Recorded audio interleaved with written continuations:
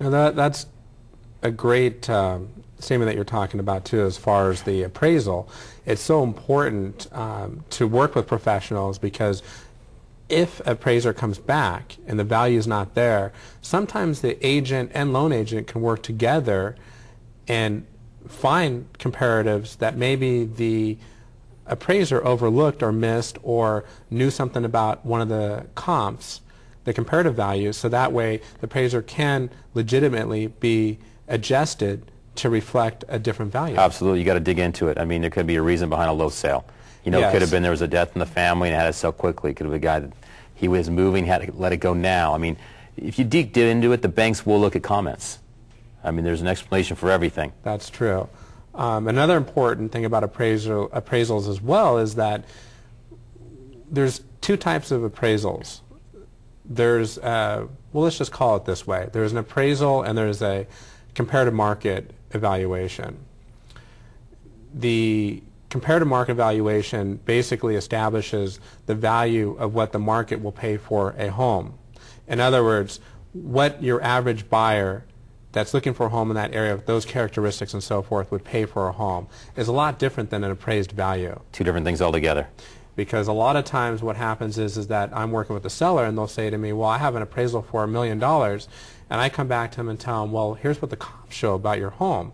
So I think it's important for people to understand that even though the bank issues an appraisal for the home at $1 million, if you don't believe that the home is not worth that, you should call the bank and say, look, are you willing to pay this money for that home? And that's, I tell people all the time, did the bank want to write you a check?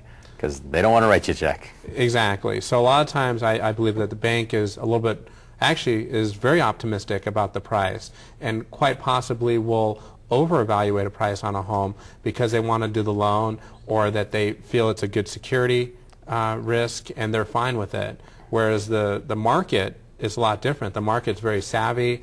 They don't want to buy a home that's overpriced.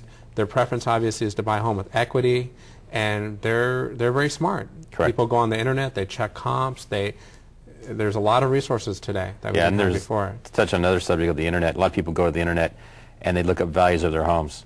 That's right. And unfortunately, those aren't true values. That's an assumption, because that website's not going to buy your home for that amount of money.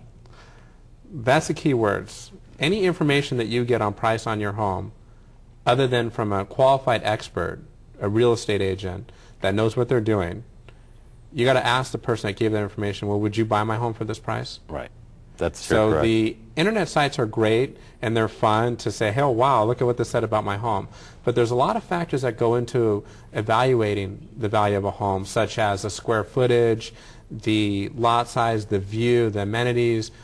Is it remodeled? What kind of kitchen does it have? How many car garages? And so on and so forth. How about what time of year it is? That's true too. I mean, just, you know. That's right, and the market conditions for that time of year. Absolutely. Which I believe a lot of people are misinformed by that. So those are fun sites to go to, but please don't rely on that information because it'll only drive you crazy. Yeah, I agree.